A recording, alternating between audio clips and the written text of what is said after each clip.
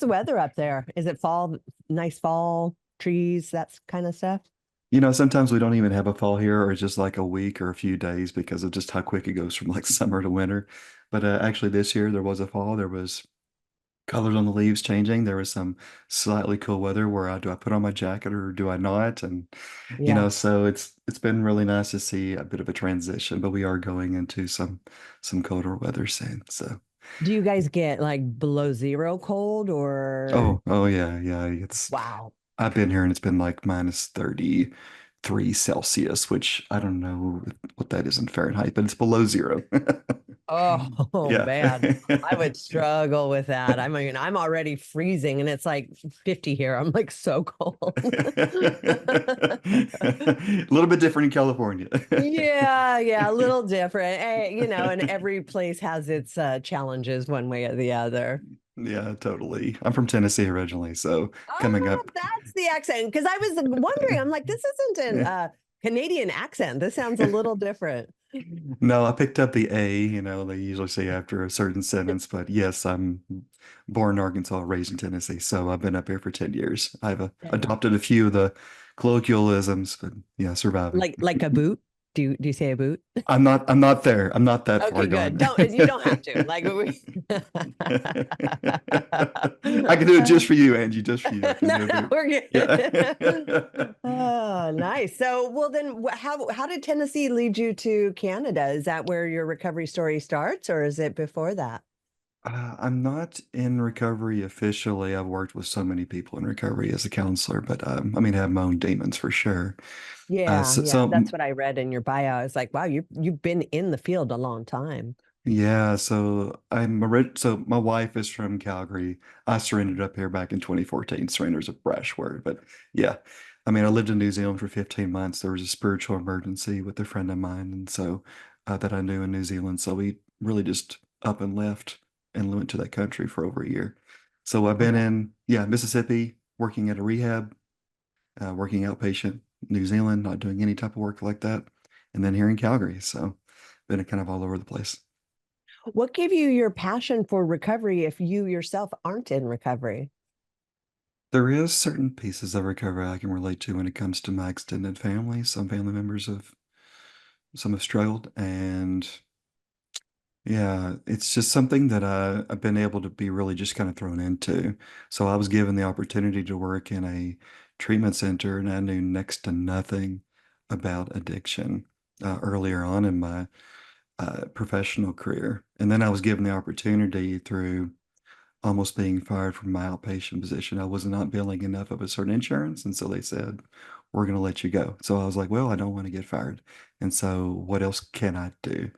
And my supportive supervisor, Sheila, said, Eric, there is this position at what's called um, the chemical dependency treatment Mhm. center.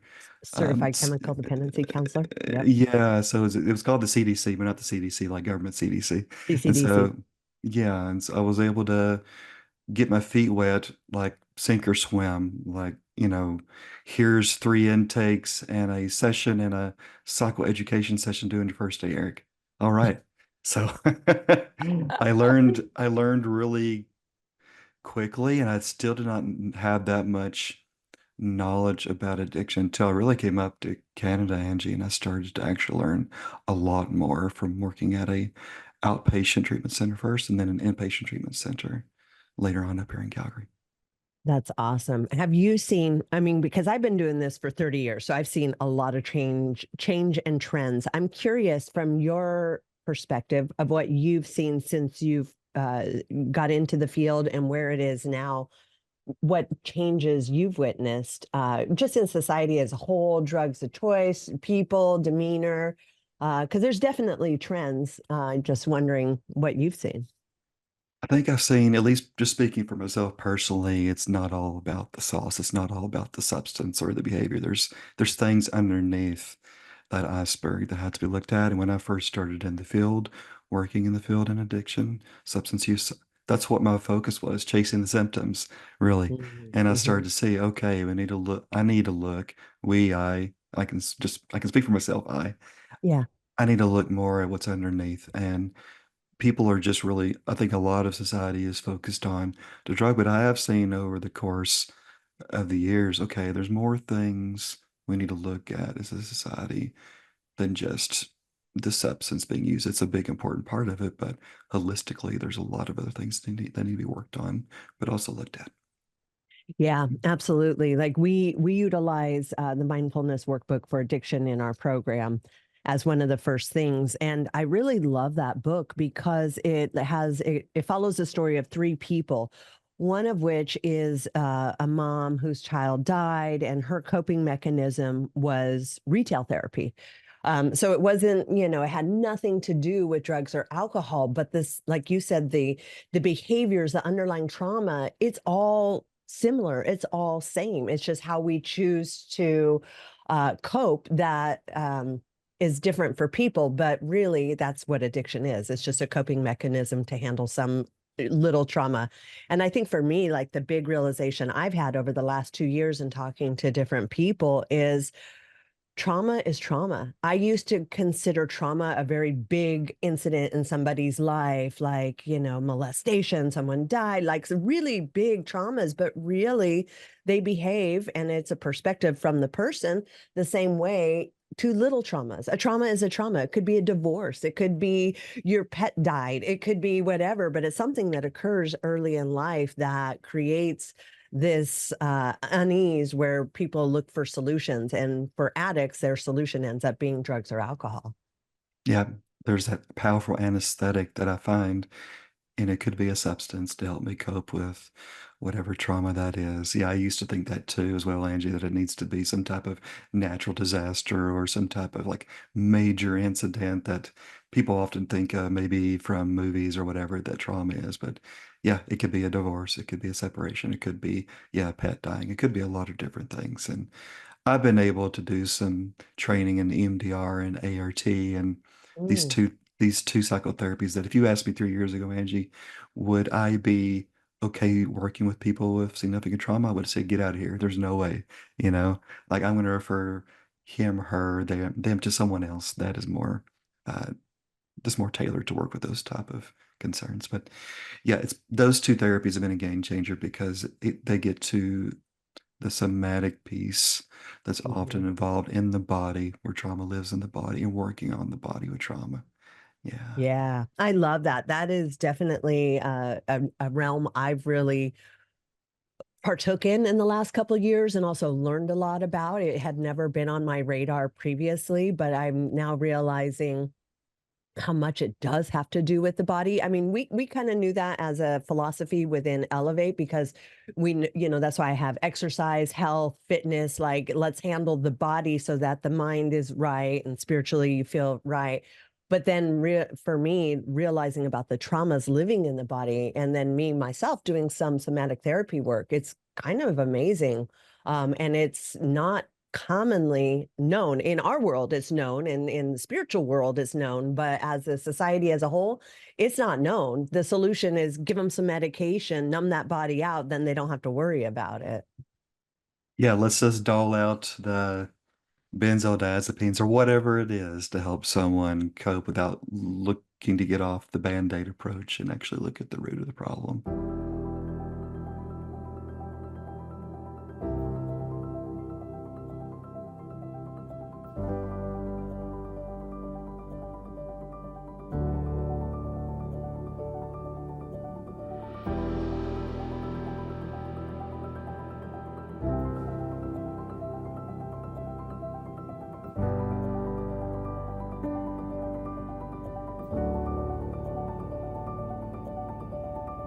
I definitely feel like we're in a better place in society than 10 years ago, 20 years ago, 30 years ago, because, there used to be a massive stigma attached to addicts. It was very hidden. That's why we have HIPAA. It's like, oh, don't talk about that. Or people were Mhm. judged pretty harshly. But I think what we've seen, and particularly since the pandemic, that addiction can happen to anybody, not by choice. I mean, not by choice, because we all have choice in some respect.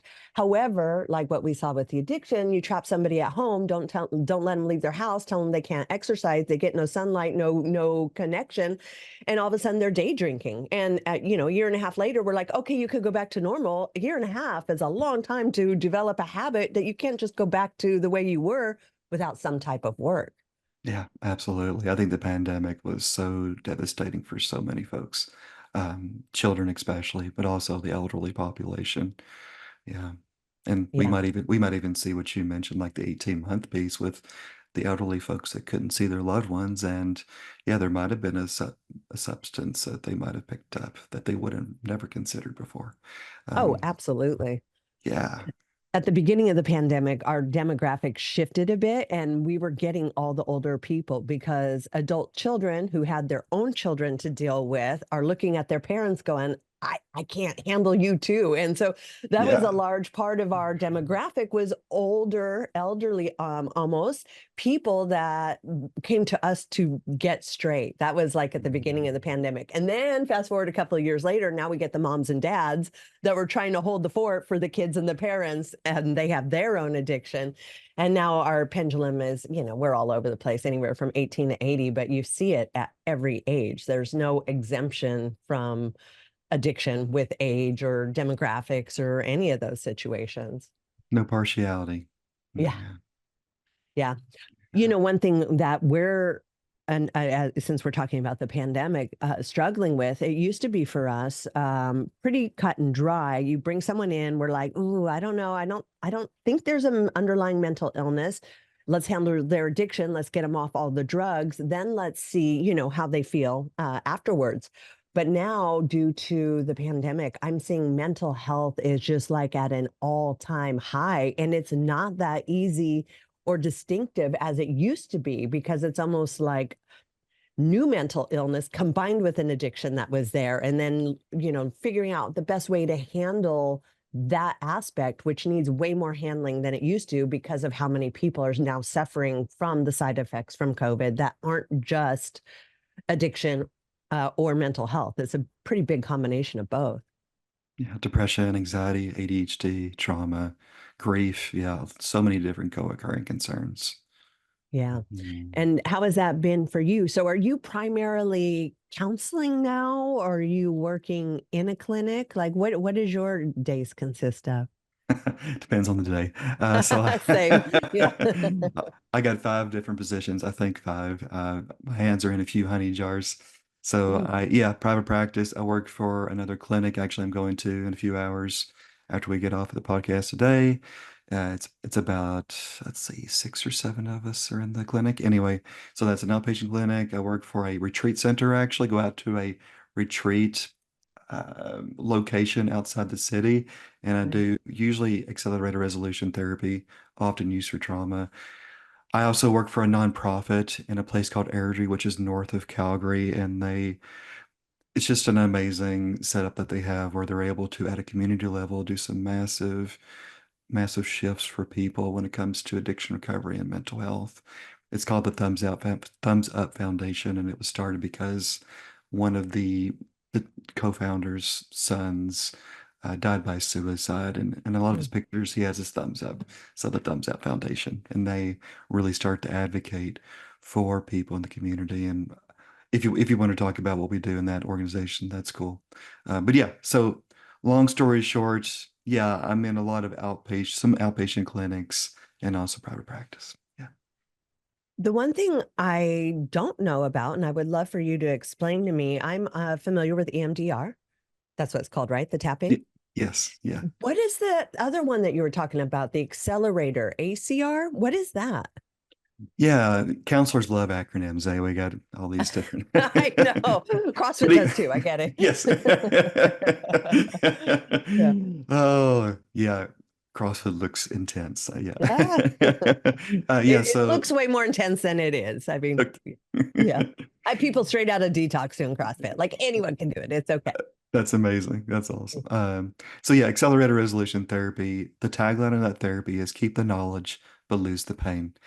Okay. What someone does is they keep the knowledge about what happens, perhaps with a traumatic event, but they significantly lose or significantly decrease distressing symptoms, images, sensations. And so what someone's doing is they're doing all that rescripting. It's like CBT on steroids, cognitive behavioral therapy on steroids, changing some deep-seated core beliefs, often quite quickly. And so people are actually changing negative images to positive images in the mind. And it all comes from them. That's what makes it so empowering. And it's lovely to see people go through a script, which I'll use. It's quite surgical. I don't usually deviate too much from the script. I got scripts for different concerns. However, the basic script is for trauma. And just to see someone be like, wow, I'm trying to go back to that original memory, and it's really, really hard for me to do that because I put something in front of it that I've created for myself that pops up now a lot more. So it's a lot more So relieving. almost like not a version therapy. So you're changing their mental image pictures. Like here's how they perceived it when it happened, but now the same incident happened, but let's shift your viewpoint or reframe it so it doesn't have that significance, and therefore it sort of reduces the impact it has on the individual because now they're looking at the same thing but in a different way. Absolutely, yes. Like I'll give an example. So a lady came to me and she had lost her dad and she wanted to change the funeral experience actually. And so Mm. she was actually able to change a smell. It was like a it was like a religious incense kind of smell she did not favor. She was able to change that smell to something more soothing for her. And so even those little pieces can be changed. And so yeah, there's these shifts that are happening visually and emotionally on a somatic level. And it's just been a game changer for me. I could just do one session with one trauma and then it's done. Wow. If it's a single event, it's usually done. So That's amazing. yeah. Yeah, we utilize something similar in the program, far less probably technical, but it's to handle their triggers. So throughout their program and when they come in, they present with different places like, oh, anytime I see a liquor store, I got to go drink. Or when I see that corner on my neighborhood, that makes me want to, score dope, whatever it is. So we're compiling this Yeah. list throughout their program. And then by the time Yeah. they get to this part, we've printed off pictures, or sometimes we have the actual items like an alcohol bottle, a pipe, or something like that, that creates these triggers that's going to cause them to, or has caused them to relapse in the past. And then we just get them to sort of confront that for however long they need to. Sometimes it's hours, just going through the emotions and kind of like what you were saying, almost reprogramming themselves so that when they visually see this corner, this pipe, this drug, it doesn't create the same reaction anymore. It satiates those triggers. So then when they look at it, they just look at it and they don't get that same sort of feeling. They're dissociating in a healthy way. They're being Yeah. able to separate that visceral, emotional, physiological experience from the image. And I mean, I think that's really important work. Something similar in ART, we call it the little liar in this therapy. It's the little voice that tells us, I can't do anything. I'm going to fail. I'm not worth it. And that's part of the therapy too. And there is a future component like, okay, are you worrying about being triggered as you have in the past? And so, and then we'll work on something similar to that. There won't usually be a visual image they can like literally see, but we'll use that. And I've used it for addiction. There's no cure for addiction. It's not a cure for addiction, but it's a good supplement for people. It's a good tool. And I think, Yeah. whatever you're giving people to feel causative and not the effect is fantastic. I mean, that's the majority of our program is just giving people the tools to confront their past, see what it was, and then move on from it and not stay stuck in it by recounting those stories over and over and over again for the rest of their lives. It's more like that's who I used to be. That's not who I am anymore. And I've done the work. But again, it's giving them those tools where they can become a new person, not that same person, but they're white knuckling it just to get through the day. It's more like, yeah, they're like productive. That's who I used to be. Yeah, that's not me anymore. And I feel like when people are able to go through that, then they have, their whole lives. They have a valuable life where they're not consistently keeping themselves in this box of I'm an addict, always an addict, and I'll never not be an addict. They're more like, damn, dude, that's what I used to be. But now look at me. I'm a mom. I'm a parent. I have this great job. I have this family. Like they've moved on. They don't have to keep themselves in that little box, that little label of, you're never going to be more than this mentality. Yeah, I don't have to be stuck in this little box. I get the gift of being able to proclaim that my past is my history, not my identity. And I Mm, mean, yeah, being able to say there's so many roles rather than whatever shame-based roles I was telling myself in the past. Yeah. yeah, I love that.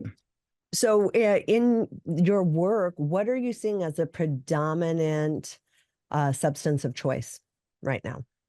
Up here in Calgary, it's mainly alcohol, but I've also seen cocaine, a lot of cocaine use as well. They usually, Yeah, cocaine's made a big comeback, hasn't it? yeah, of course, Like yeah, I've seen such yeah. a surge. I'm like, how are people affording this? But it's like the same cost it was in the 80s. So I'm like, I guess it's not as expensive as it was back in the day. But Yeah, yeah, it's made a huge comeback. inflation can't touch cocaine apparently. Yeah, I mean, Or alcohol. It's or the yeah, only it's the only thing on this planet that hasn't had a tax increase in like 30, 40 years is alcohol because Wow. they want everybody to keep drinking. Yeah, I didn't know that it's been that long since a tax increase. That's so telling. Yeah, it's so Um, telling. yes. So people are usually, they're taking the coke to take the edge off the alcohol, or, to yeah, either or, right? Or taking using the alcohol to take the edge off the coke, whatever it is, stimulant or coming down. So another piece I've seen a lot is cannabis as well, because up here it's legal. There's actually like 4 or 5 different cannabis stores in my Oh, area I in didn't my know it suburb was legalized in Canada. across the board. Yeah, and so Oh, wow. I recently actually went into one just to check one out. Um, yeah. Yeah, my mom and dad came up to visit, and I took them to a store, and we just went and talked to the person that was there.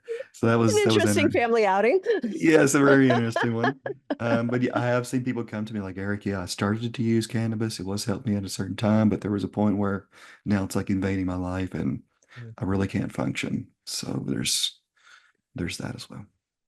Yeah. Yeah. I mean, it's pretty, well, I'm in California. It's basically been legal here for many years, but like you, what we're seeing over here in well, just in the United States in general, because we get people from all over the U.S. But pre-pandemic, it was about 51% were alcohol, 49% combined everything else. So your heroin, cocaine, meth, prescriptions, everything else was 49%.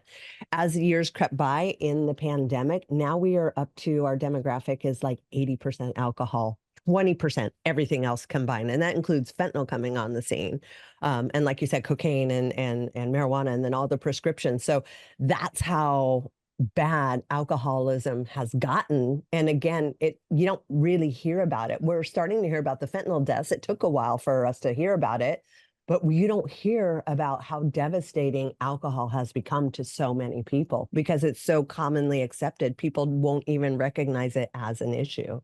Yeah. And we have a thing called the Stampede up here, which maybe you've heard of, but it's a big rodeo for Mm. like it's over a week, and I mean it's an alcohol booze fest. I mean, there's a lot more divorce after Stampede than before for that reason. What? Is that a Yeah, stat? That's really a thing? it's kind of like one of those things that the city talks about, and yeah, I don't Yeah. know if it's official. Like I think we actually had one person call our clinic looking for like divorce counseling, like for a lawyer, like no, right after the Stampede, right? But we're not that type of counselors.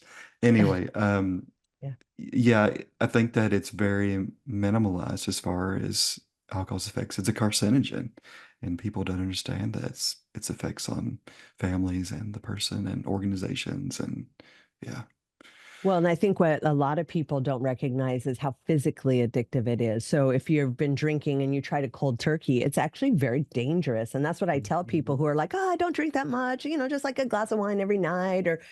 And I'm like, and they're sort of wondering if they have a problem or not. And this isn't people that come into my program, more like, friends or people that I know.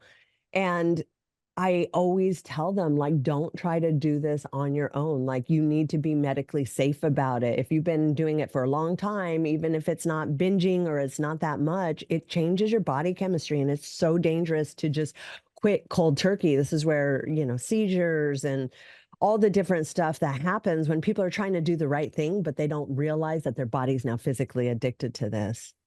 Yeah. Yeah, for sure. Yeah, this could be very dangerous, and I'm so grateful for the nurses and the doctors that I worked with at an inpatient treatment facility up here when they were able to do that detox portion for folks. I mean, it's a great service before they can come into the population to do some work and treatment.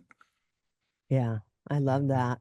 And Yeah. so you have five different jobs that or practices or passions, I guess it is. How do you keep it all straight? Well, thankfully, none of them are full time. Most of them are casual or semi part time. So that thankfully, Google Calendar is good as far as different colors on the calendar. Yep, I do the Uh, same. yeah, my wife helps me with the scheduling and invoicing, administration, basically everything that I don't like to do. And Nice. so that definitely helps take that part off my plate so I can do a lot of self care pieces for me, whether that's walks, exercise, Mhm. reading something enjoyable, just getting outside, going hiking, going biking, whatever that is. I love that. I mean, Mhm. that's my coping mechanisms as well is exercise, getting outside, eating right, taking care of myself first. And that's Mhm. something I didn't do for a really long time, especially when I had small kids and teenage kids, just in general, on top of the job, on top of everything else. It was always, yeah, yeah, you just, I'm kind of last. And now I'm like, okay, I need to be first because I have all these things depending on me. And if I'm not 100%, then all these other things could collapse because I'm not taking care of number one. Yeah, it can be a shaky foundation, then things could crumble a lot more easily. Yeah, absolutely. So, that's got to get challenging when it gets super cold outside, like when there's snow on the ground and ice. Like, do you just like bunker down for the winter, or do you still go out and get exercise outside at all? A lot of the exercise is inside during those times, which Yeah. is quite a few of the months of the year. Thankfully, they do clear the roads really well here, and there is snow tires, and so yeah, I am continuing to drive different places to clinics. Yeah, unlike Tennessee, life does not stop when it comes to snow. Oh, so in Yeah. Tennessee, when they get a big snowstorm, everyone's like, they don't know what to do and everything shuts down. Go get the bread and the butter and the eggs and hunker down, you know? Yeah. My son went to college in Baylor, so I would visit him in Dallas, and the 4 years, well, he still lives there now, huge snowstorms they had never seen. And that's literally what happened. Like everything shut down because nobody knew how to drive in it, nobody knew how to function in it. And like where he lived in Waco, like pipes were bursting, people didn't have power and water for days just from a big snowstorm or ice storm, just because they're not equipped to handle that. And so it literally did shut everything down. And this was like 3 of the 4 years that he was in Waco, this happened, unprecedented, never seen. And that, I mean, and so finally the third year, I'm like, at what point do you start expecting this might be the new normal and better prepare yourselves for this? Like there's a pattern going on here. We're seeing something different. Yeah, Yeah, that's a bit dystopian for that area of the country. it is. When you Uh, think Texas, you don't think big snowstorms, and they were not no. prepared for it. That's for sure. Yeah, I bet not. But Yeah. again, life can't shut down just because of weather conditions or things happening. And I think that's sort of what really screwed people up with the pandemic is there was an allowance to shut everything down for this thing. And when people get too comfortable or complacent, or they don't have to work out, or they can't, or all these things, they become, we preach this a lot. I'm a huge Jocko fan. They become soft and they become less conditioned to handle adversity in their life because they don't have to. Everything's convenient, it's quick, it's fast, it's comfortable, and they lose that sort of edge to handle any kind of things that can occur in their lives. Yeah, totally. I recently released a book this year. It's all about the intersection of martial arts concepts with addiction and mental health treatment. And one of those parts I talk about metaphorically is addiction being represented as an opponent. An Mm. opponent will wait someone to become complacent or compliant or, yes, comfortable in their surroundings. And then there's going to be that strike. And so in the book, I talk about the 8 different angles of attack of addiction. And I mean, I'm not sure if it's one of them. Like, this could be the ninth one, but Ah, book it's two. There you go. there we go. But it's all about knowing those different angles. And yes, that comfortability where, I don't need to be surprised. I need to be prepared. And that's part of it for recovery for folks. Yeah. So in this book, okay, there's 8 precepts, and it sounds like a lot of it is maybe counterattack, similar to um, martial arts, where you utilize the opponent's aggressiveness sort of against them. Is there a chapter about that? Yep. Yep. Yeah. So one of the chapters have over 90 concepts when it comes to. 90. Yeah, I think there's Wow. 98 of them for, yeah, it's a lot. So just take what you can, leave the rest, but, for martial arts concepts translated over to addiction recovery Hmm. concepts. And yeah, angles of attacks, one of them. There is one called, I think, balance compensation, which kind of goes into that piece around using the weight of an opponent against them. Yeah, so I just go into all these different concepts for recovery from addiction. But one of those that's really important is aggressive offense, which I think you're mentioning or alluding Hmm. to, where I'm it's even beyond a sort of like I need to be aggressive in my recovery, and that's what the concept's all about, is, you know, doing a move against my opponent when maybe they're least expecting it if I'm in an attack. So Mm. an aggressive offense, instead of just waiting to always be on the defense. So So what gave you the idea? Are you big in martial arts? Is that, yeah, I got a black belt in 2 different styles. oh, I did it wow. when Wateroo when I was 10 to 12. I used to do the splits back then, but there's no way I can do that now. Yeah, I'd be going to the hospital. And then, And your and then wife would be real mad at you. she'd be super mad. Like, Eric, what are you Yeah. doing? What, Yeah. why did you even attempt that? And then 16, 18, I did what's called American Kempo. And that's what is in the book primarily is Mm. 66 techniques different from the concepts that allude to American Kempo techniques translated over. So, like thundering hammers is translated to thundering uncertainty. It's like the white belt part of the Mm. techniques. And so, working on uncertainty. So, What gave you this idea to combine the two? And was that a hard process, or it was just like super easy and came to you? I wish it was super easy. About 2.5, 3 years ago, I was trying to look at what is something that I know really well that I could maybe apply to recovery from substance use, process behaviors, toxic relationships, but also on the mental health side too. The book goes into depression, anxiety, and trauma as well with these different techniques. So I was trying to figure out, well, what do I know well? Oh yeah, well, I have this major background in martial arts. Maybe I could start to look at that. And thankfully, Eric and Kevin Lemkin, kudos to them in Kentucky with their manuals, able to translate a lot of their material with their Mm, permission and come up with these concepts and techniques. And 2.5, 3 years later, the book was out earlier this year. So I'm really happy for that. that's awesome. And how has the response been to the book? It's been okay. It's been okay. Just being able to have one person that I'm working with, like go through and outline stuff and then Mm, show it to me is then it's made it all worth it, really. And it's just been cool. And I got a random email actually from a gentleman in Louisiana who also has a Kempo background. He's also in recovery and he saw the book and he's like, wow, this is a lot more impressive than what I thought it was going to be. I'm going to start sharing this. I was like, cool, man. That's great. So, I love it. there's been sparks here and there. It's been cool. Are you considering doing like an accompaniment workbook where they could do a precept, write how this applies to them, that sort of thing? Like, I think that would be so beneficial because now we're getting into the CBT part of it and all that kind of stuff. Is that something you're thinking about doing? I consider doing a workbook. You Yeah. should do that. I think that would be Yeah. really good. And because The thing is other rehabs, kind of like how we use the mindful work from addiction. We didn't write that, but it's very applicable to our philosophy and what we do.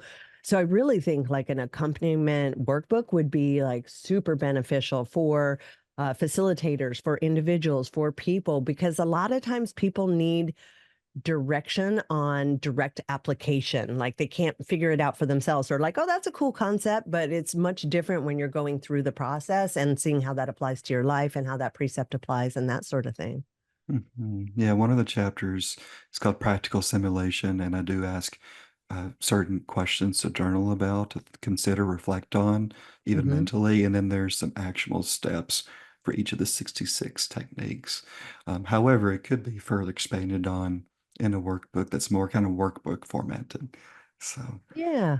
yeah, Yeah, I think that would be fantastic because a lot of people don't want to check themselves into rehab or they don't have the money to work with a professional. And so I think there's been kind of an upsurge where people are able to do the work at home by themselves and still feel like they're doing work and having realizations and getting themselves through it. And there's a lot of power in that. absolutely, totally. There's just that, oh, yeah, I'm able to figure this piece out. And this was a blind window that's now opened. And I was able to go into this room metaphorically and find something I hadn't found before. Yeah, Yeah. absolutely. So do you what do you think as far as like meetings and do you send people like to AA, NA, SMART? There's lots of different ones as far as community based. Is that part of like the recovery that you're delivering? Yeah. Yeah, absolutely. Definitely talk about AA, NA, OA, GA, all SA, all the ones, all the A's. And also, Smart Recovery, Recovery Dharma, Mm, uh, Life Ring. InTheRooms.com is a good resource. I tell folks if they can't get to a meeting because it's like a blistery snowstorm and they can't get out for whatever reason, or they can't go because of something happening in their life, or they just can't make it physically. So yeah, there's so many meetings in Calgary too. I've been to a few open meetings myself. I've been able to be at a lot of birthday meetings, and one nice. of the, just seeing even a mother and son that has a birthday on the same day take their chip. It's just, there's just a really cool experiences like that. And also been to a few Al-Anon meetings as well. Mm, As mm, I did go through a week-long intensive group process, not as a counselor, as a client, as a patient, at a treatment center I used to work at, because I was working with family members as well in groups. And so I wanted to go through the program that they were going through. And mm. so I took off the counselor hat as much as I could, sat in groups, was able to process some stuff, shed some tears, get to know myself a little bit more, a lot more actually. And at the end, they're like, "Hey, Eric, you need to go to some Al-Anon meetings. You work with people in recovery." So, all right. And so I went to a couple, and that was a really, really, really cool experience too. Yeah. Yeah, I think involving family members is vital. Like we include the families, different parts of the programs the clients are to reach out, rebuilding trust, making amends, all the different things. Because if you don't handle the family, if you're only fixing, quote unquote, fixing the person on the inside, but not looking at the exterior, these people, when they go back, don't know how to treat them. And so they'll either like, oh, good, you're fixed. Like, let's have a glass of wine, which we see commonly, or they're like hyper focused and still treating them as if they're the addict person that they were because they're so fearful. So it's really vital to include families, loved ones, people close to them as part of the process for the greatest success of the individual. Absolutely. Yeah.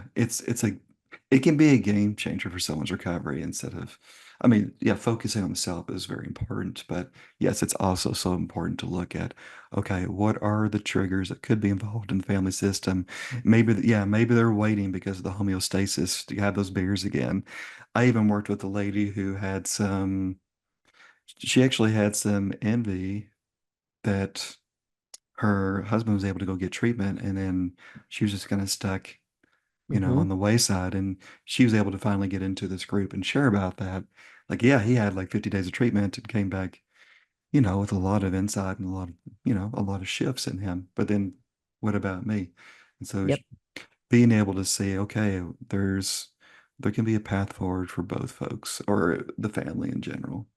Well, there needs to be because, despite, them, okay, they went and did treatment. It's like they held the fort while they were an addict, then they held the fort so they could get better. And now they're like, yeah, I'm fixed. And the family member's just exhausted, like, great, cool, good for you. Now I'm a mess. Thanks. So That's it right. really is important that they get help as well or be part of the process or share in that. And really, I think it helps them as to also create an environment when they get home of accountability because now the person has to step up because they've been stepped out for so long, and then finding that balance where they're both happy with the process and part of the process and willing to keep going through it in a whole new way, more or less.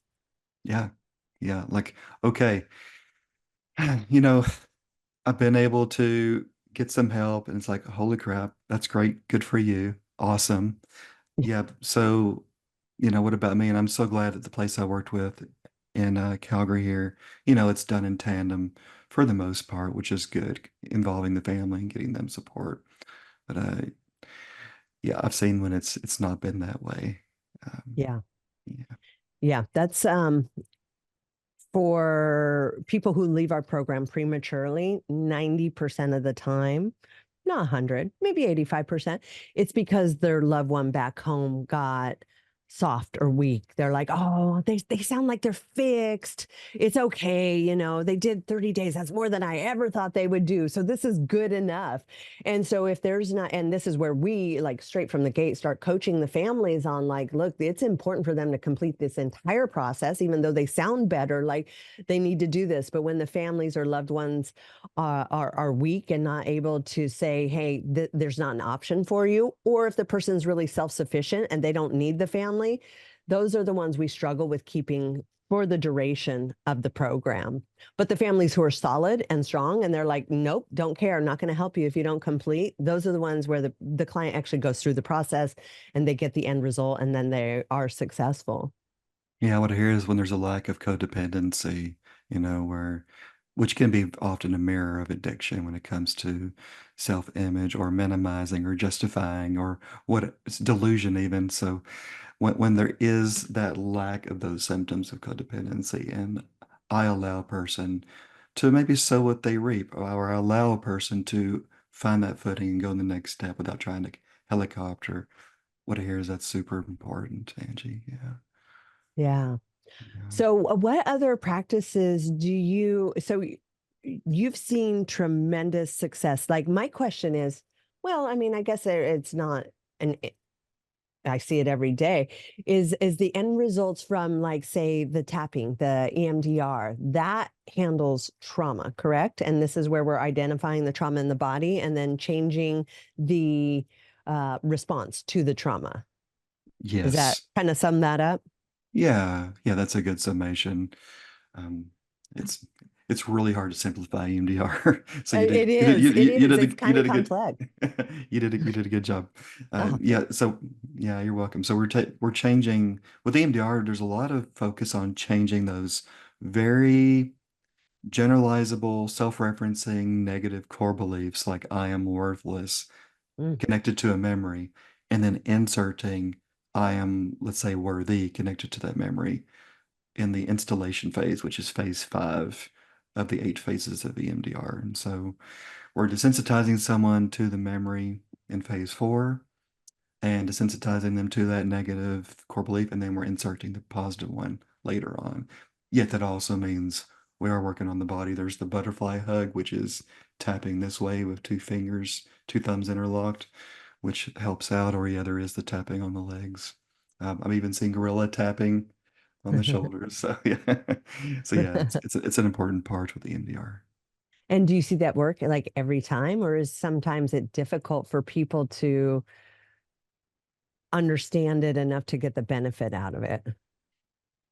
Try to give someone as much psychoeducation about EMDR, ART Yeah. beforehand, just so they know what they're getting into, so they know what's the process is going to be like and what may or may not happen. I try not to give like extreme hope that it's all going to be taken care of. So I have seen that in more cases than not, for EMDR, there is some benefit. I can say with certainty with ART, I would say upwards of 90+% of the time, Wow. people have a great experience. For whatever reason, I'm not sure why I see the difference. I enjoy both. I use ART more than NDR for financial, economical, and just different reasons. Hmm. But I mean, I will tell people about both, and if it's better for their experience or what they need, then we'll do either one. So with EMDR, it's just a really interesting process to go through the different phases of somebody. There might be what's called there's a word for it. It's a jargon term. It's a block that people have when they will go through EMDR, and it can happen with ART. What we call them, um, I'm forgetting the name of the term, but anyway, it's something that can block me from wanting to actually help myself. Mm, So just for an example, a veteran may not want to get trauma help because yeah. I can't go to the bar or I can't go to see my friends and talk about the different experiences we've had because I'm actually doing better. I don't feel like I connect anymore. Um, it can be similar with people with trauma where I don't feel worthy enough to get the help.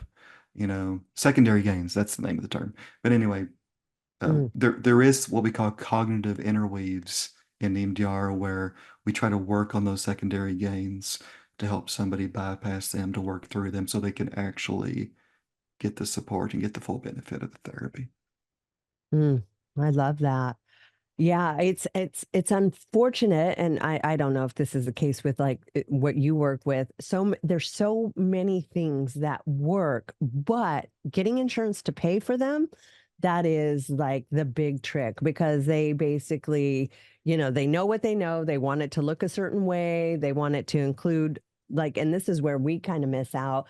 They want it to include medication because that's part of, the process, and big pharma and insurance are like besties, and that's what they think everybody needs to be, just, take them off these things and put them on our things, and yay, they're great now. And so, but again, with insurance, getting it to pay for quality treatment like this, that's not in the box of what they typically pay for, is definitely a challenge. And it's unfortunate that you have to pay outside of that to get the actual help that you need. Yeah. And not everyone has the dough. Not everyone has the coin to be able to get that support when it's outside insurance. The same thing can happen in Canada. I think Mm, it's not as bad as the states with insurance. However, because there is like here in Alberta, there's Alberta health insurance, and a lot of treatment services are paid for by AHS, Alberta Health Services. That's changing now with I won't go into that. There's some things happening in the government with the healthcare system here, but mm, um yeah, but there is insurance companies, and not everybody takes the Canadian Certified Counselor, which I am. A lot of them take a social worker or a psychologist, and so sometimes insurance companies say, "Yeah, you're good to go with this guy," and then no, you're not, and yeah, it can be a headache. yeah, no rhyme or reason, just, whoever happens to be on the other end of the phone that day having, people's lives in their hands. And they're just like, nah, it doesn't sound like there's a necessity there. That's what I always picture, like someone just filing their nails on the other side, like, no, no heart, just yes, no, meh. How do I feel today? And before that, with their nails, they stepped in a puddle on the way to work, and then they're pissed off, and Exactly. yeah, Exactly. That's what they yeah, get. They don't deserve this. Yeah. yeah. Yeah, it is unfortunate. Healthcare, or I mean or alcohol treatment is paid for by Canadian insurance, or like you said, it's hit or miss. When I was working in the inpatient treatment facility, there was certain insurance companies that would pay for the person's treatment. Yeah. In this place I was working at, I won't give a dollar amount. We'll just say it's five figures. It was quite a bit. And so a lot of engineers, a lot of doctors, but a lot of people that were working for the city, they could get also paid for as well with insurance. So there was some people that had to pay out of pocket because insurance wouldn't cover it or they didn't have insurance. And then there was certain insurances, I think like Canada Life or Great West Life. There was other ones that were able to pay. Yet that also gave me more work because I would have to do reports either weekly, Mhm. bi-weekly on the progress of someone and get on the phone with people, which I don't mind continuity care with that, but it was added work. Well, and the thing that sucks about that, and this is what I really struggle with, like our counselors because there's such copious amounts of paperwork and submissions and things like that. Like if you even show a good day, insurance will drop level of care. Like, oh, good, they're fixed. Done. So it's almost like you've got a drama, which is counterintuitive because you're seeing the wins and you're like, their progress, they're far from fixed, but they're 10% better than they were yesterday. But you can't relay that to an insurance company because they're like, oh, good, they're fixed. Release them. And so Hmm. it's like this weird game that has to be played with insurance just to get them to cover over here, which is, like I said, when you have a counselor who just wants to see the best in people, but now they have to write notes to show that they're not seeing the best. It's a tricky process, and it shouldn't have to be that way. I know, with like a counselor, a psychologist, whoever, should not have to be challenged ethically in order to give the best care possible for Right. someone that they're working with. Yeah, that's kind of a broken system, one that's not talked about because we have so many other issues that we deal with healthcare. And I think people with like this whole semi-glutide, I think it's starting to be more and more exposed at how our health is not their primary concern. I think a lot of people are starting to realize the for-profit nature of insurance and big pharma. So I think people are starting to put it together, but I don't think they really understand the depths of it like this with what they'll pay for with rehabs or different things like that. Yeah, after watching that TV series Dope Sick on Netflix, which is all about the pharmaceutical industry with opiates, I mean, it's just, yeah, it was definitely for profit. And it is. Yeah. Yeah, yeah, it got very corrupted here, especially in the United States, with the inception of Obamacare and mandatory, and then they put in all these rules and laws as they should, but it's also now hurt all the good players by all these unrealistic expectations or things because of all the bad players that wanted to come in and just take advantage of the addicts and make massive amounts of money off people who aren't well. Yeah. Yeah. For profit. It's, yeah, there's a lot of greed, a lot of malicious gain. Yeah. Yeah. Yeah. So I have a question. So back in the day, I knew several rehabs that were in Canada. I haven't had much connection with them, but I remember a big change that happened a while ago is vitamins. There were certain vitamins that you have to have prescription for through your government. So our equivalent, I guess, would be the FDA or something like that. Like they literally had to be prescribed for a person to attain vitamins or nutrients or supplements to feel better. Is that still the case? I can't really comment too much on that. My knowledge in that area is not too much with what was Oh, okay. there with Oh, I was like, why? vitamins. Is there a secret? Oh, okay. You just don't know. I just don't know. Yeah. Oh, okay. Darn. Yeah. I mean, I am not surprised because, the pharmaceutical industry, I'm sure, I mean, I can only speculate that they probably lobbying for that to be the case to make it Yeah. harder for people to get those vitamins. I mean, hearing an integrative psychiatrist during an accelerated resolution therapy conference a few months ago talk about the benefit of passion flower for anxiety, and it's Mm, something that's not talked about a lot. We hear about benzodiazepines, right? And yeah, yeah. anti-anxiety medications, but something that's like he called it a non-synthetic benzodiazepine, a very natural herb. And so it's just cool to hear about those things, which I know that someone can go to. They can just get it online. They don't have to go through a government process. So yeah. So you let me know what you find out. All right. I'll do a little due diligence. I mean, hopefully they've lightened up, but that's just how it goes. That's just like I was saying with the semi-glutide or the Ozempic, you know, thing that's happening in the US is everybody sees the benefits and FDA's coming in and go, no, no, no, no, we can't Nope. have that. And if so, you have to come through us and therefore we get our cut. And so it's interesting because I've heard similar things for, like you said, there's so many natural remedies that we don't hear about because what we Yeah. do hear about is all the pharmaceuticals. And then, of course, the pharmaceuticals are doing all they can to disprove efficacy of natural supplements or things that aren't having harmful side effects so that they, pigeonhole you into taking their medications, even though there's all these side effects. And then you end up on all these other medications and all that. Oh yeah. Yeah. There's so much bias and there's so much propaganda out there that Uh, yeah, essential minerals, essential vitamin supplements, they're bad, and you need to take these. Yeah. Yeah. Yeah.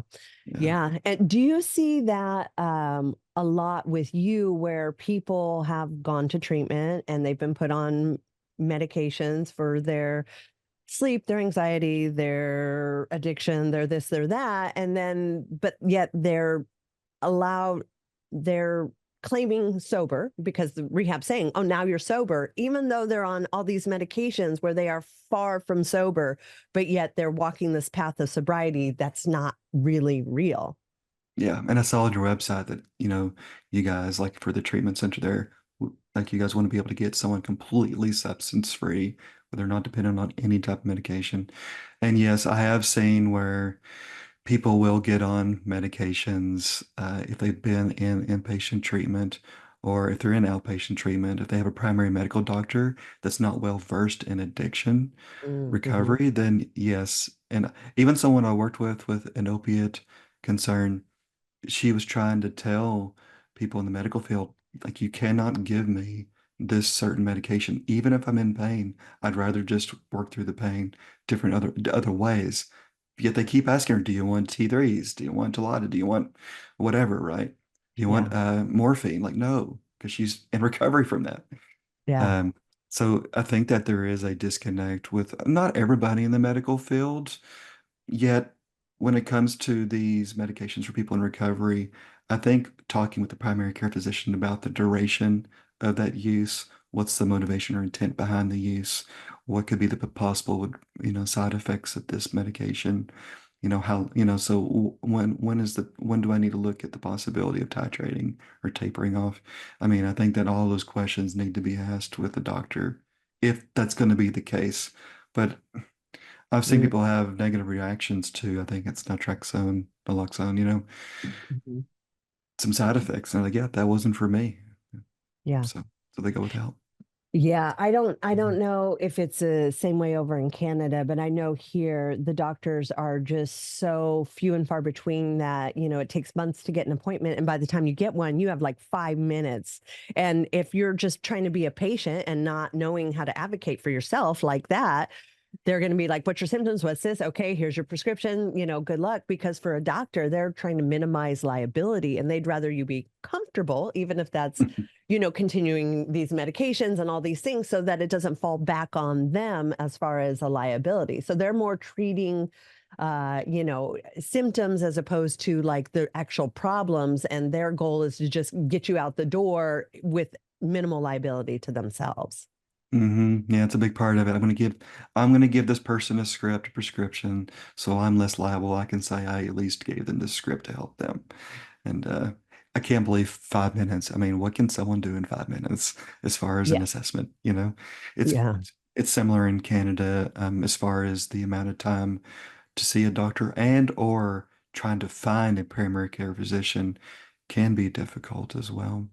And then family addiction doctors that or family doctors that have an addiction specialty are few and far between. I was thankful enough when I came to this country, very much called to the field over 15 months of not working in the field, to be able to come and actually sit in some groups and start to do group therapy with this addiction doctor, which was amazing. I mean, he helped he helped write the from what I understand, he helped write the definition for the American Society of Addiction Medicine, and just to hear his thoughts was really cool. And he understood that part around medications.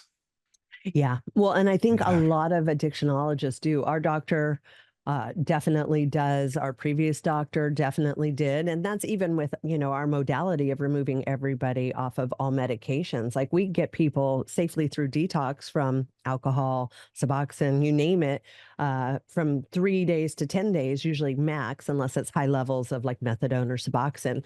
But off everything, and part of that is because we have a doctor who understands how much you really need it, and the other part is we don't even allow them to start their actual program until they're off everything. So they get bored and they get restless. And it's amazing how quickly they can detox from drugs when they're motivated to do so, because other programs will allow them to slowly, wean down or not. And by, if it takes them 30 days, they don't want to discharge them as drug free because they don't have any stability. And so they would prefer to keep them on the medications through the program and when they leave. And so again, I don't think people realize how you can safely get off everything and be sober and exist and without the necessity to medicate.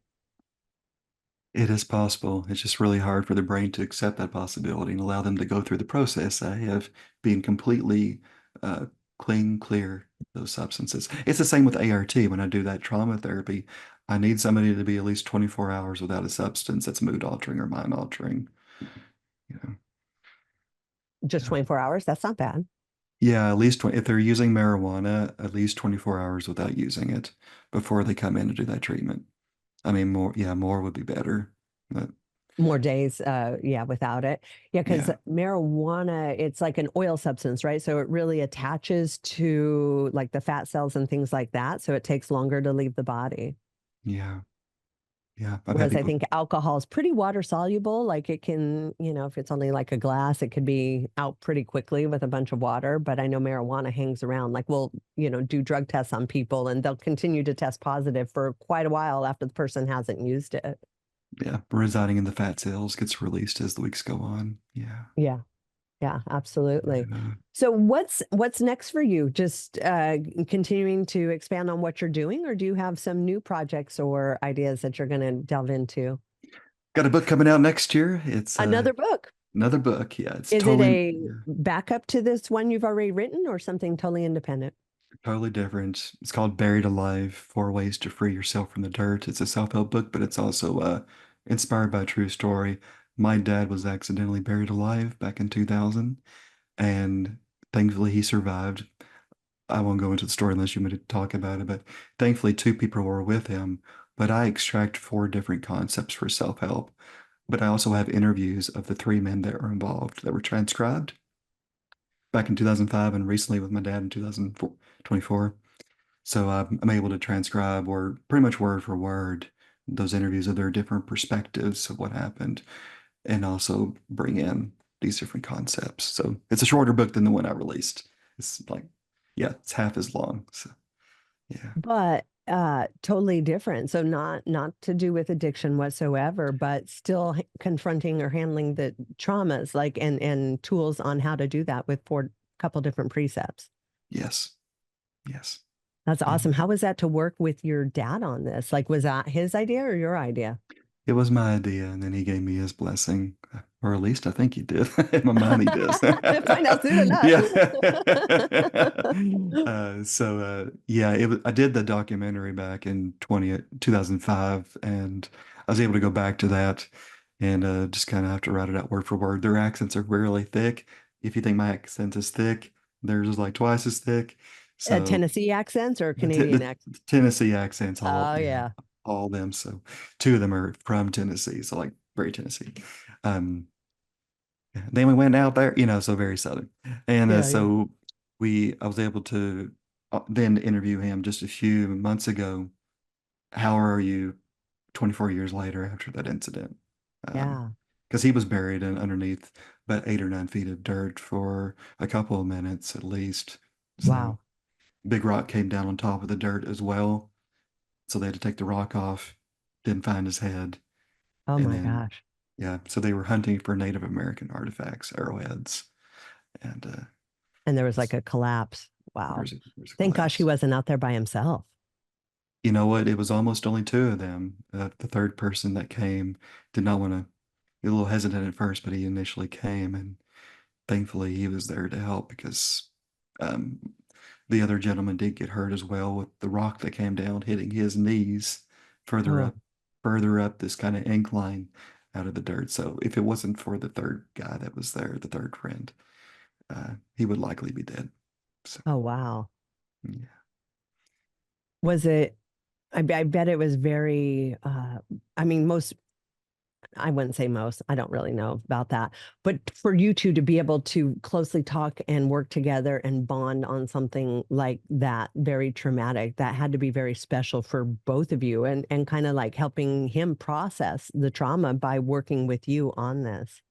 it was. I was able to just kind of whip out my phone, do a voice memo, and ask him really without any prefacing, any prompting earlier, and he was willing to go into that. And even me learning that his raspy voice actually came from what happened during that incident. I didn't know that before. Oh, So wow. and just hearing it again and being able to sit with him when he's, in his late 60s now and see where he's at. He was 40 when it happened, so around my age that I am now. So, Did he have any of those, like they talk about NDEs, like near death experiences with, you know, leaving the body or angels or lights? Did he experience some of that? well, we could bring it back to addiction and addiction recovery, where his main thought underneath the dirt was, I did not think I would go out this way. That's like the recurring thought that he had. And for a lot of people in active addiction, they probably have a similar, I didn't think I'd be going out this way. I didn't think this would be part of my life. So, um, yeah, there wasn't any recurring traumatic symptoms like years later. Right after the incident, he did tell me that he went to another cave or an overhang. This is where they dig for the Native American artifacts. And even though he was only like maybe not even waist deep in the dirt, there was the heebie-jeebies. I think that's the words he actually used. There was heebie-jeebies for him with just being in the dirt again. So there was those thoughts. Yeah. Yeah. Have you done the ACR with him to change those Ah. pictures? I have not. I'm not sure. I'm not sure where he would be with doing that. Um, he seems to be okay now. Um, maybe there is some lingering images. I'm not sure how many, but no, I haven't done ART with him. ART, Um, that's what it is. yeah, and he had like left lung contusion, Ooh, several broken ribs. He had dirt in every orifice, even after like 2 or 3 showers. So yeah, it's definitely a story, and it definitely got around the small town where I grew up that he tried to, off himself by burying himself alive. So is that what they thought? Is that what it's people, it's the joke. It's just or the it's a joke joke? that's Oh, out. okay, Yeah, good. yeah, yeah. And I was at the exact same location doing the same type of work with Arrowhead 6 weeks before, like exactly 6 Saturdays before it happened. So I knew exactly where it happened when we found out. Wow. Yeah, Wow. Well, thank gosh he survived that and has an amazing story to tell with you to help him tell it. You yeah. enjoy writing? You enjoy being a storyteller? I do enjoy it. I do. I have a screenwriting background as well, and so Ah, I was able to go down to lovely California a few years ago and do a proof of concept film based on a short script I wrote. The footage got lost, so I never saw what happened with the footage. But mm. so I enjoy storytelling in different formats. Absolutely. I love that. That is not a forte of mine. I've sat down to try to write a book so many times, and I just want to like brain dump and then be done with it. And I know a lot of the process is, organizing and editing and going back over and what was the time frame, and it's like I don't have the capacity to do something like that. So I really admire people where that kind of comes naturally for them because it's such a beautiful creative process and it can really hit people in really special ways. So I think it's great that you have that skill and ability. Yeah, thanks, Angie. It's really awesome to see when it hits the feels for somebody, and they make it their own. They make the content their own and their own experiences and their own what they're working on or whatever it is for their life. And yeah, if you asked me 3 years ago if I would write a book, I would say there's no way either. I had to constantly like crush doubt, break doubt, self-doubt. This isn't going to work. No one's going to read it. All that crap, right? And I Yeah, still who's have to going to do. want to hear what I have to say? Who am I? Yeah, all those Who am things. I? And Yeah. like, yeah, who am I to talk about addiction recovery? Like, someone that's 25 years into recovery, they could, but everyone has a piece that they can give to someone with their experience. And yeah, and I have to keep breaking that doubt even now, even with this next book coming out. So I'm sure. Well, and you're so vulnerable, right? Like because you're putting yourself out there in a way to almost be judged. And so, I'm sure that it can like really trigger like insecurities and self-doubt and self-worth because to be criticized or even if it's nice, but to be sort of judged on such a creative and heartfelt thing, that's you got to kind of have tough skin for that kind of stuff. yeah, and I used to get feedback on my screenplays from online websites, and oh, it was so tough to get that feedback. And as time went on, I got more of a thicker shell. But man, still, it could rub me the wrong way. And yeah, with the books, it would be the same thing. Like, yeah, this is me pouring myself out. What am I going to get back? And that could be a lot to deal with. Yeah. Yeah. Yeah. Well, good for you. So then after you release this one, are you thinking of a follow-up book to the martial arts books? Because you already got a concept precept number 9 going, so you might as well. Yes, thanks to you. Yeah.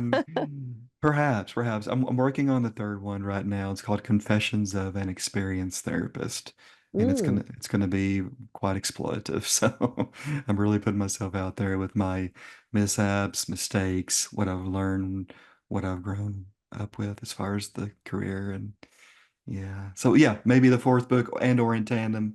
It's hard for me to do two books at the same time, but I could try to do maybe a yeah. follow-up to the martial art Yeah. recovery. Yeah.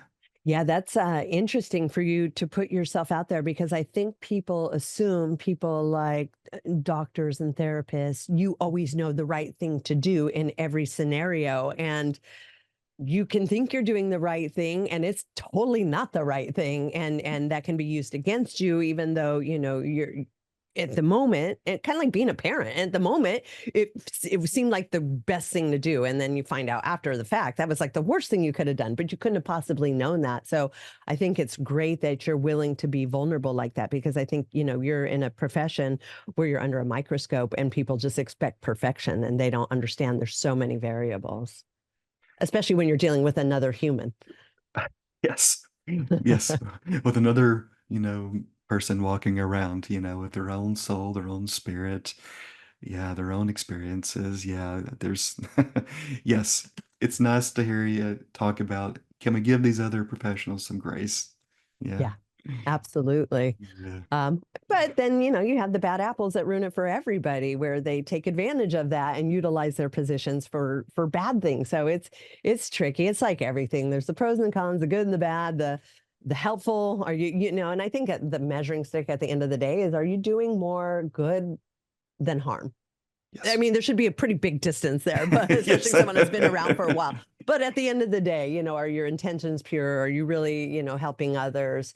Most of the time, if you are, it's going to hit, and there's going to be the exceptions. And we all go through the exceptions. I mean, we had a couple of clients through the program last week where we had to route them out to higher levels of care because we gave it our best and we just realized we weren't the best fit. And so then there's and a lot of that stuff, it just takes experience. Like you have to go through it. You have to see it from so many different angles so that your rightness becomes more right more of the time because you've seen this multiple times in all these different ways. Nothing replaces experience.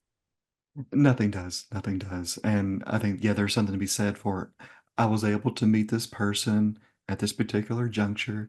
I were able to help them as a team, individually, and now they need a higher level of care.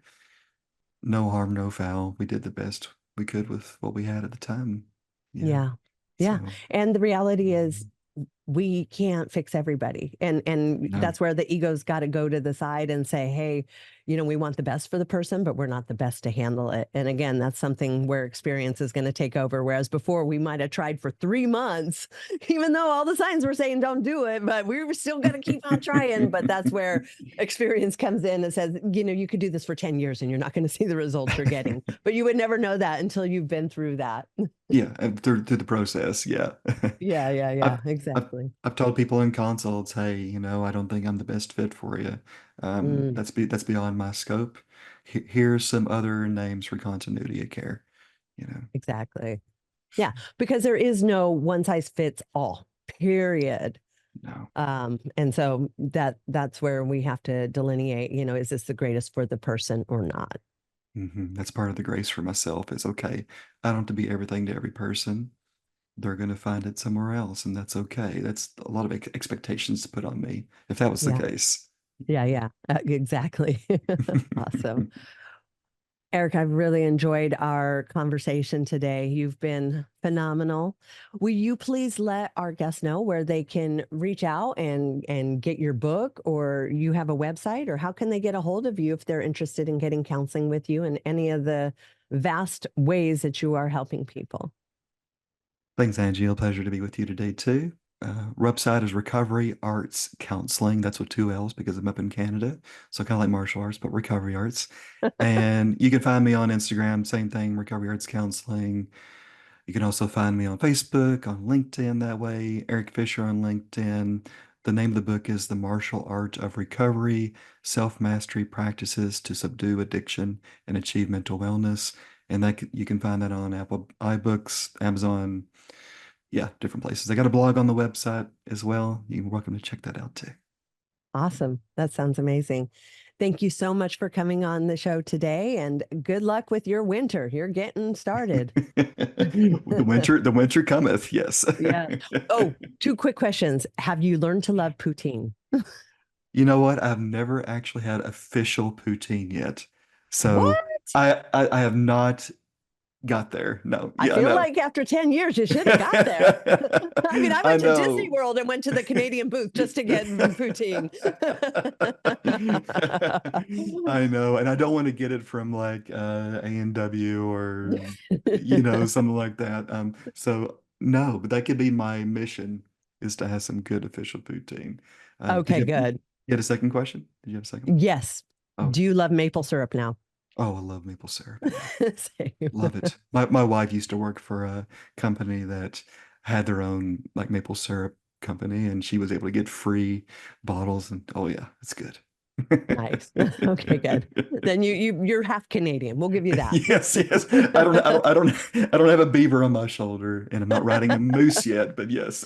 Yeah. We'll see after this winter. You never know. Yeah, that's right. Awesome. Well, have a fantastic rest of your day.